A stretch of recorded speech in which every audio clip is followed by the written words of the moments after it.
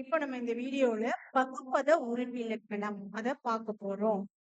பகுபத உறுப்பிலக்கணம் அப்படின்னா என்ன அப்படின்னு சொன்னாங்க, நம்ம பிரித்து எழுதுறத பார்த்திருப்போம் இல்லையா? அதே மாதிரி இன்னும் கொஞ்சம் அதிகமா வேர்ட்ஸ் ஸ்பிளிட் பண்றது பகுபத உறுப்பிலக்கணம். இப்போ பதம்னா 2 வகைப்படும். பதம் மீன்ஸ் சொல். அது என்ன வகை அப்படின்னாக்க பகுபதம், மகாபதம் அப்படின்னு 2 வகையா பிரிச்சுக்கிறோம். பிரிக்கக்கூடியதும் பிரித்தால் பொருள் தருவதுமான சொல் பகுப்பதம் எனப்படும். ஓ பகுப்பதம்னா என்ன அப்படின்னாக்க டிவைட் பண்ணாக்க அதுல மீனிங்ஃபுல் இருக்கணும். அப்படி இருந்ததுனாக்க அது பகுப்பதம்.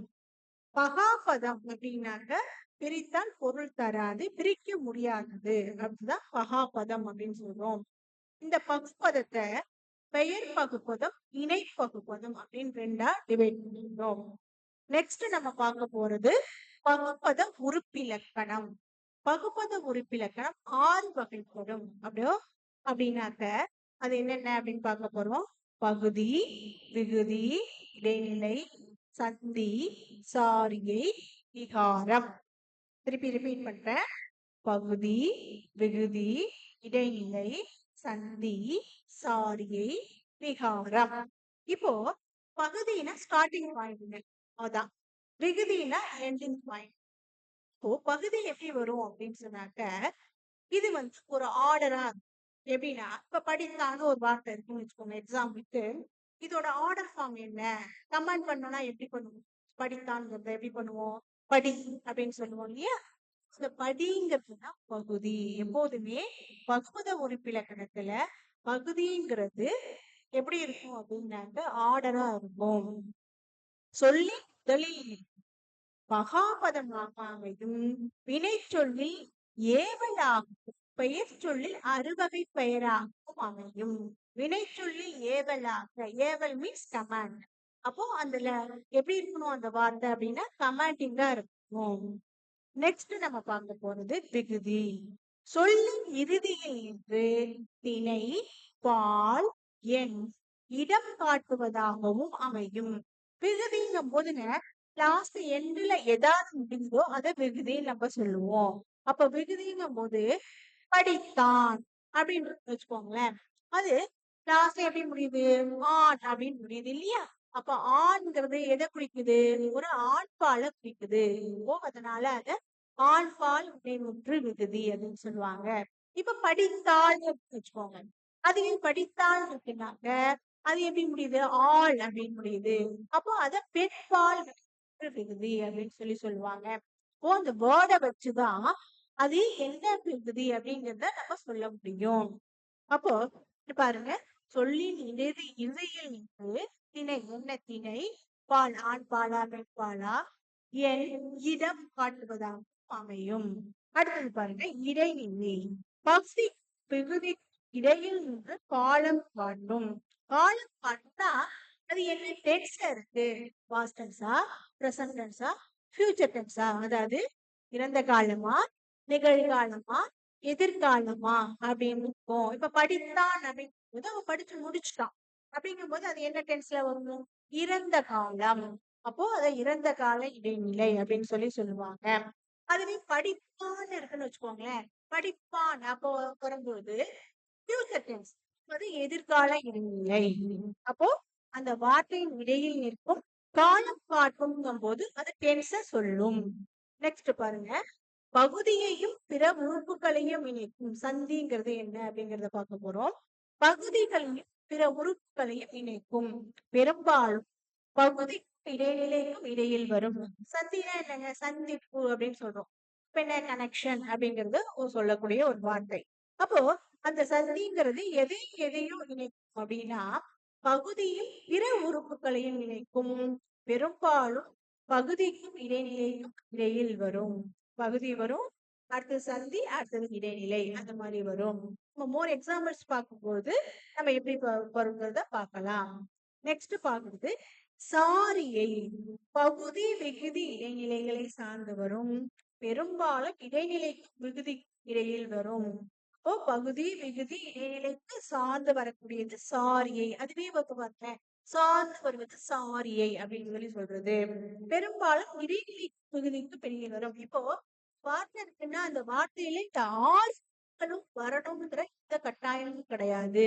சிலது வரலாம், சிலது வராம போகலாம். அப்போ அடுத்தது நம்ம பார்க்க போறது விகாரம். விகாரம்னா அவங்களுக்கு தெரியும். விகாரம்னு சொன்னோம்னா அது சேஞ்ச் ஆகுது அப்படிங்கிறது அது உறுப்பு சொல்றது. தனி உறுப்பு அன்று மேற்கண்ட பகுபத உறுப்புகளில் ஏற்படக்கூடிய மாற்றம் இந்த விகாரம் அப்படின்னு சொல்லி சொல்லுவாங்க. அப்போ அந்த விகாரம்ங்கிறது மாறக்கூடியது அப்படிங்கறத போகும். இப்போ பகுபத உறுப்புகள் என்னென்ன அப்படின்னாக்க பகுதி, விகுதி, இடைநிலை, சந்தி, சார்பு, விகாரம். இது எல்லாமே பகுபத உறுப்புகள். நம்ம ஃபர்ஸ்ட் சொன்னது மாதிரி பகுதி கமாண்டிங்கா இருக்கணும், விகுதி எண்டிங்கா இருக்கும். இது என்ன திணைப்பால்ங்கிறத காமிக்கும். இடைநிலை வந்து பகுதிக்கும் விகுதிக்கும் இடையில என்ன காலம் காட்டும், டென்ஸ் என்னங்கிறத சொல்லும். சந்தி அடுத்தது சார்கி அல்லது அடுத்தது விகாரம். இப்ப ஒரு எக்ஸாம்பிள்ஸ் பார்க்கலாம். இப்ப பகுதிக்கு என்ன எக்ஸாம்பிள் அப்படின்னு சொன்னாக்க உங்க புக்லயே இருக்கக்கூடியது ஊரன் அப்படிங்கறது எப்படி கமாண்டா பிரிக்கலாம், ஊர் அப்படின்னு சொல்லி பிரிக்கலாம். இப்ப நடிகன் அப்படிங்கறது நடி கமாண்ட் வருதா இதுல. பார்த்தான் பா, இதுலயே பாருங்க பார்த்தான் அப்படின்னு வரும்பொழுது ஆண் அப்படிங்கிறது இருக்கு. அது என்ன டென்ஸுங்கிறதையும் நம்மளால புரிஞ்சுக்க முடியுது. வரைந்தான் வரை, மடித்தார் மடி, மகிழ்ந்தான் மகிழ்ந்தாள் மகிழ் அப்படிங்கிறது வருது. இப்போ அடுத்து விகுதி பார்க்கலாமா. இருக்கக்கூடிய விகுதி படித்தான் ஆண் வந்து ஆண் பால் வினை முற்று விகுதி இருக்கா.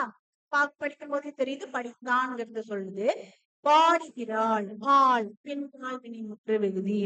பெற்றார் ஆறு பெற்றாருங்கும் போது என்ன நிறைய பேர் அதை வாங்கியிருக்காங்க அப்படிங்கிற மாதிரி ஒரு சென்ஸ்ல வர்றதுனால ஆர் போது பலர்பால் விகுதி.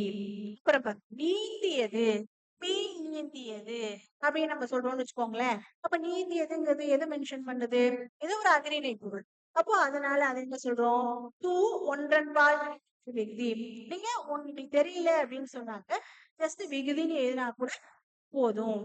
ஓடின நிறைய ஓடுச்சு, நிறைய மீன்கள் ஓடுனது, நிறைய ஆடுகள் ஓடின அப்படின்னு இருக்கும் பொழுது ஓடின அப்படிங்கும் போது பலவின்பால் விகுதி. அடுத்தது பாரு சிரிக்கிறேன் ஏன் அப்படின்னு முடியுது. தன்மை ஒருமை வினைமுற்று விகுதி. அடுத்தது பாருங்க உண்டோம் ஓம் அப்படிங்கிறது தன்மை பன்மை வினைமுற்று விகுதி. ஓம்னு வரும்போது பன்மை. ஃபர்ஸ்ட் நம்ம பார்த்தது சிரிக்கிறேங்கிறது ஒரே ஒரு பர்சனை மென்ஷன் பண்றதுனால ஒருமை. உண்டோம் அப்படிங்க வரும்போது இது வந்து எல்லாரும் சாப்பிட்டுருக்காங்க அப்படிங்கும் போது பன்மை ப்ளூரல். அடுத்தது பாருங்க செய்தாய் ஆய் அப்படிங்கிறது முன்னிலை ஒருமை வினைமுற்று விகுதி. நீங்க விகுதின்னு போட்டா கூட போதும். பாரீர் ஈர் இது வந்து முன்னிலை ஒரு பன்மை வினைமுற்று பகுதி விகுதி. அழுகிய பேசும் உன் பேரற்ற விகுதிகள் எங்க வந்தாலும் பேரற்ற விகுதிதான். வளர்க வியங்கோல் வினைமுற்று விகுதி. வியங்கோல் வினைமுற்று விகுதி பாத்தீங்கன்னா க இய இயர் இது மூணுமே வந்து வியங்கோல் வினைமுற்று விகுதி. எந்த வேர்ட்ஸ் வந்து க இய இயர்ல என்றானாலும் அது வியங்கோல் வினைமுற்று விகுதி. முளைகள் முளைக்கிறது என்னது, ஸ்ப்ரவுட் உருவாகிறது, ஒரு க்ரோ ஆகுறது ஏதோ ஒண்ணு. அப்போ தல்ங்கிறது தொழில் பெயர் விகுதி. இதெல்லாம் விகுதிங்கிற ஒரு இதுல பாக்குறோம். அடுத்தது பாருங்க இடைநிலை. இடைநிலைனா என்ன, சென்டர்ல இருக்கக்கூடியது அதானங்க. இடைநிலைனா என்ன, சென்டர் அப்படிங்கிறது தான். இப்ப பாருங்க வென்றார் அப்படின்னா அவர் வின் பண்ணிட்டாரு, ஜெயிச்சிட்டாரு. அப்படிங்கும் போது என்ன, இறந்த கால இடைநிலை. அடுத்தது பாருங்க உயர்கிறான்.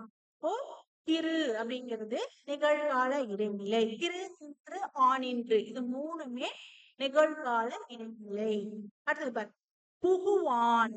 இதுல வந்து செய்கேன் அப்படிங்கிறதும் இப்போ எதிர்கால இடைநிலை. அப்படிங்கும் போது புகுவான் போவான், செய்கேன் அப்படிங்கிறது. அடுத்தது பாருங்க பறிக்காதீர் ஆங்கிறது எதிர்மறை இடைநிலை. அப்படிங்கிறது இல்லையா, அதுதான். மகிழ்ச்சி அறிஞன் அது வந்து இற்று இன்றி பெயர் இடைநிலைகள். அடுத்தது பாத்தீங்கன்னா நம்ம பார்க்க போறது சந்தி. நம்ம சொல்லிருப்போம் சந்திப்பு அப்படிங்கிற மாதிரி வந்து ஈஸியா ஞாபகம் வச்சுக்கிறதுக்காக சொல்லியிருப்போம். உருத்தும் அப்படிங்கும்போது எப்படி பிரிக்கலாம்? உரு பிளஸ் இத்து அப்படிங்கிற வரும்போது பிரிக்கிறோம் இல்லையா? அப்ப இத்துங்கிறது சந்தி. பொருந்திய பொரு பொருந்தியங்கும் போது ஈய வந்து உடன்படும் மெய் சந்தி. இவ்வளவு டீட்டெயிலா நோட் பண்ணணுங்கிற அவசியம் கிடையாது. சந்தின்னு போட்டா போதும். இப்போ சாரியை. இப்ப சாரியை அப்படின்னாக்க நடந்தனன். ஆனா வந்து சாரியை அப்படின்னு சொல்லியிருக்காங்க. இப்போ நம்ம இது வரைக்கும் வந்து பகுபத உறுப்பிலக்கணத்துல பகுதி, விகுதி, இடைநிலை, சந்தி, சாரியை, விகாரம் இது அப்படியே பார்த்தோம். இதெல்லாம் என்னன்னா பகுபத உறுப்புகள். ஸ்டார்டிங் பாயிண்ட் பகுதி, எண்டிங் பாயிண்ட் விகுதி, இது நடு என்ன வருதோ அதெல்லாம் தான் இடைநிலை, சந்தி, சாரியை, விகாரம்.